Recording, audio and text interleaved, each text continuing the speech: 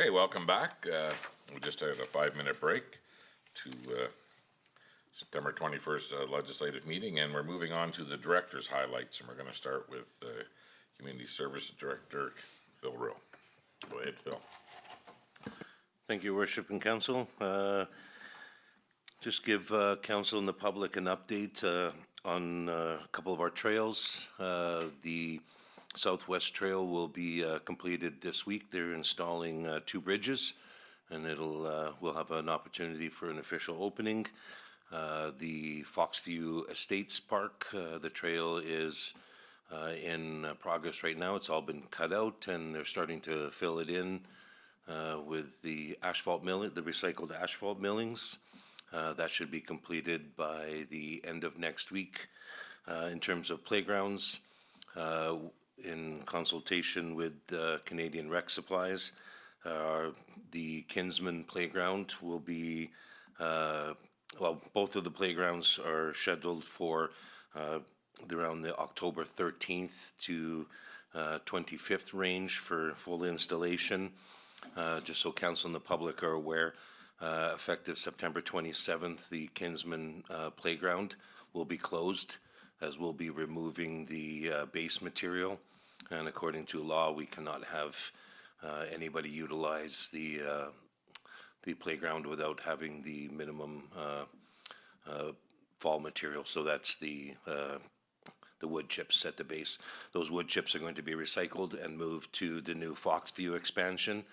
Once that area is cleaned out, they will come in, they will install the new full accessible pieces of equipment at the Kinsman Playground. Then the rubber floor will be poured shortly after that, and then they will go over and they will install the new playground at Foxview Estates, and then those wood chips will be then placed underneath that, and the parks will be fully operational. I'm hoping by October 20th. Other than that, we're full steam ahead in budget and planning for 2022. The town is going through their core audit, safety audit this week, so it's a certificate of recognition. Adam and the safety department have been busy. They're doing interviews of all our staff yesterday and today, and then they'll be going through our documentation review Wednesday, Thursday, Friday. So that I'm very positive that will turn out good. The kudos to all the staff, managers, supervisors, all the workers for really stepping up to the plate and making sure that all our audit requirements are being met. And that's all I got, sir. When both of them are completed, we'll be having an official opening with council to formally open the trails up. They are being utilized right now, but once the bridges are done, I'd like to have a formal opening. And as far as the man-made lake one, are we going to have an opening on that? Yeah, we could do all 3 in one day. Okay. Is the seeding of the grass on the man-made lake been done on that whole trail system? Yes, I believe so. I haven't seen anything growing yet, not one blade. Okay, I will double check. Okay. We had some negative comments in the past regarding the trees that we planted along Maple Street. Where are we at with that? Did any of them survive, or? So we have had them looked at. Only a couple have died, and we replaced them. The trees are alive, and because that they were newly planted last year, we actually talked with someone from Viterra Fertilizer. So in the springtime, what we're going to do is we're going to try and basically put a product on there. And the challenge we had this year, and that a lot of people had with trees, is water. Without water, and they're just, because they're new trees, they just stayed dormant is basically what they were doing. So, but we've actually gone and checked some of the branches.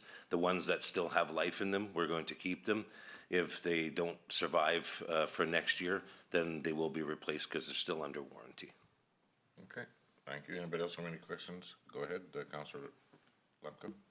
This isn't much of a question. It's just pass a kudos to the fire department for their involvement at the corn maze this past weekend in the Heroes, and also to the RCMP for coming there and interacting with the children.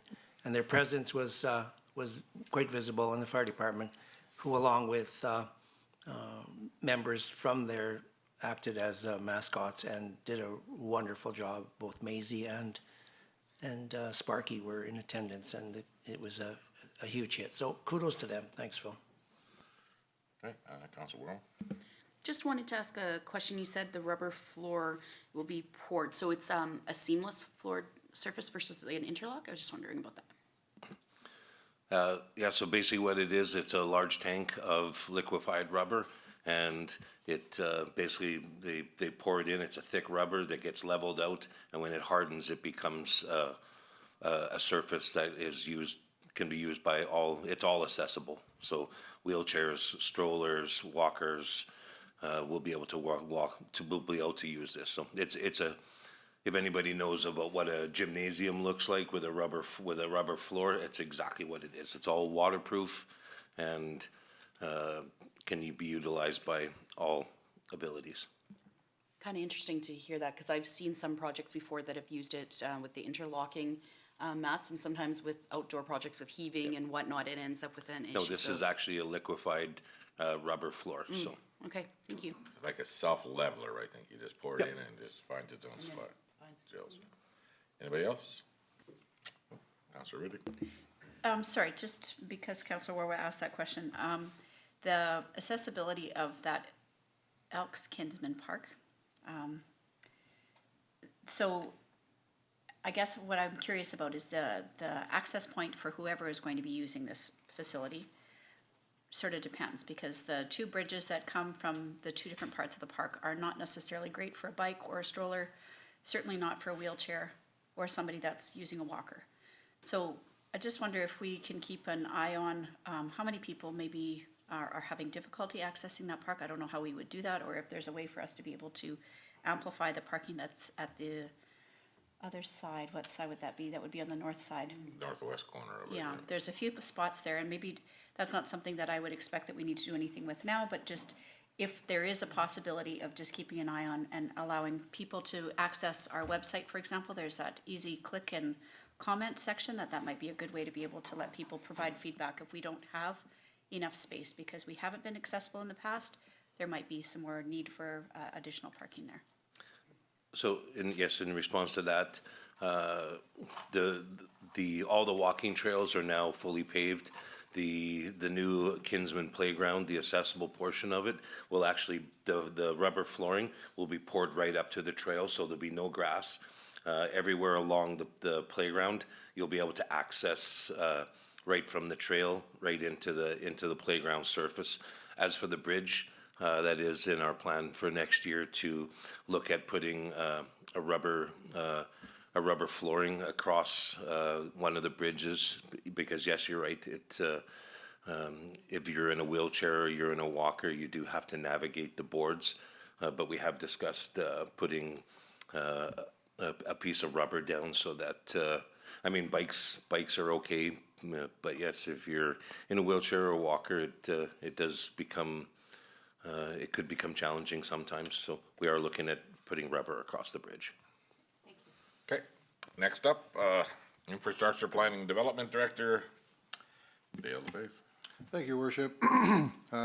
First, we'll start with the 2021 Capital Works update, which is our 50th Street project and 45th Avenue project. Thursday of last week, the concrete contractor was in and touched up the last of the areas that needed to be completed on the main street. So those are done. The milling was completed on Saturday with plans to have the paving crew mow in today or tomorrow. We found out this morning that that's not going to happen just yet. So we have got the contractor out starting this afternoon, and they're laying some some of the millings that they took off, and they're laying it back down just to ramp up. It's not as bad as it used to be because the asphalt portion is milled down flat, but you still have the 1-2 inch hump to get up. So we're just gonna put some millings down and babysit that until our paving crew arrives down the road, I'm hoping by the end of next week. So that places us on 45th Ave project where the base work is done, the concrete work is done and curing up. So they'll be coming in to pave that next week as well. So when they do that, then they'll do Main Street as well and be in and be out.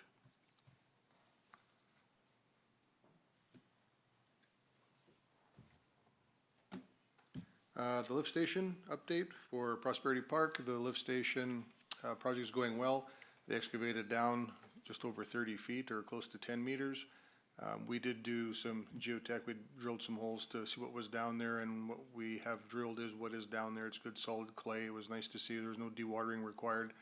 You have to realize when you bore a hole down, you're boring a hole core that small, and if it's a big area, it could be different a little bit as you move around. But we were happy with that. The precast wet vault is consistent of 9 sections. There's 8 in the ground now and completed and sealed. They're backfilling as they go up, and then they'll put the last one on. So that project's actually going really quite well now that the material and equipment is on site. We're making some headway. You'll also notice that a couple of additional blocks have been blocked off in the last couple days. That would be from 49th Street to 50th Street on 45th Ave, so from the Cenotaph to the four-way stop to the west, and also from the Cenotaph on 49th Avenue going north another block. It's a new product we're trying. It's a slurry, a polymer asphalt slurry. We laid it down the first time last spring on 49th Ave, which is in front of Vegreville Auto Body, up to Blue Star, the John Deere dealer. It was on a coal mix road. We did some repairs, a little bit of base repair, and we laid it down last year. It did well through the summer. It did well through the winter and snow removal, and it's performed well again this summer. So it is worth, for sure, it is worth expanding when you find something new that's working. So we're laying it down on those 2 blocks that I just mentioned right as we speak. It's laid out. It's got a tack system that we put in that seals the little cracks and things to keep the water out. And then we lay it down in about 6 mils of thickness. And we're finding that when we're hiring a hot asphalt crack sealing contractor, the price to just seal the cracks is getting expensive, like everything. And right now we're doing these blocks for, I'll just say it, for about $10,000 a block. And it's an expectancy of 5 to 8 years depending on traffic. And by looking at front of Vegreville Auto Body, we're pleased with the performance at this point. It's standing up well. So it's a very economical way to buy some time on a road before you mill and actually do an overlay with hot asphalt. So we've been trying different things because you have to try what's out there and do some homework with other communities that are using it, and we are pleased with this. Are there any more questions? Because that's what I have for now. Well, we'll start with Councillor Rudick. I just want to say thank you. I appreciate after we expressed concern about the information being shared with the public, and I know that it had been there previously, so I appreciate the ramp up of information. People were very positively responding to that, so thank you for keeping us updated. So the 50th Street project, the paving guys, have we worked with them before? Several years ago, we worked with E-Construction. We've primarily for probably 7, 8 years, we've been with Border Paving, has been the awarded general contractor. This year, E-Construction was our low bid, so we have gone with them. Well, I hope we're keeping some notes on their performance.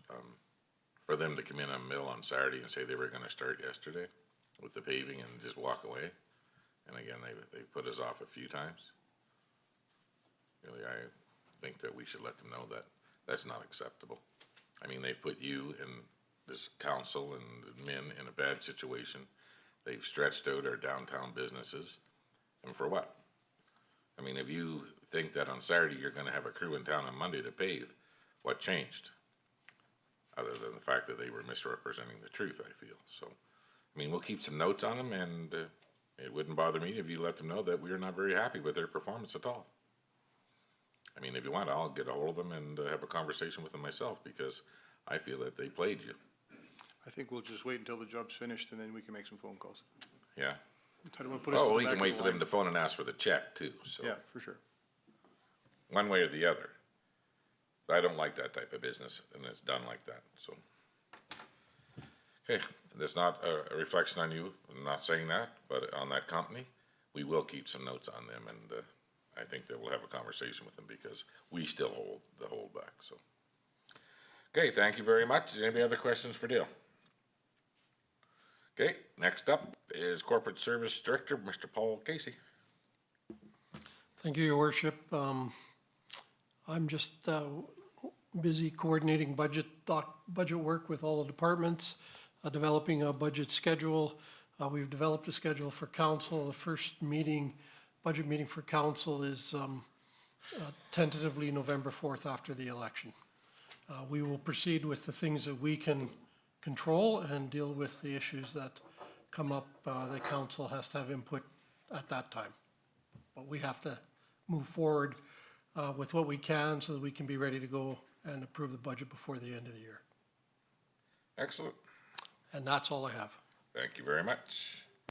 Town Manager Cliff Craig. Thank you, Your Worship. Corporate Services Director Recruitment is in full swing. I have contracted Richardson Executive Search for the recruitment of Corporate Services Director. Paul and I met with the representatives of Richardson to discuss the position. So you will see the ads out. I believe they're out on AUMA and RMA already. As well as other places. Safety audit, I've worked with Phil and Adam in the pre-safety audit process. My interview for the safety audit was early this morning. As you're aware, the new provincial COVID health measures, after the announcement of the new COVID measures last Wednesday evening, the following meetings were held to discuss the town's direction. Senior leadership met on Thursday morning, special council meeting on Friday morning, which is recessed until tomorrow. And then the department managers met on Monday morning, and that was all the department managers and directors. Bob Bespalko and I met virtually with a potential investor who has family ties in Vegreville. So I can't release details on that right now. Okay, and I have one item for closed session.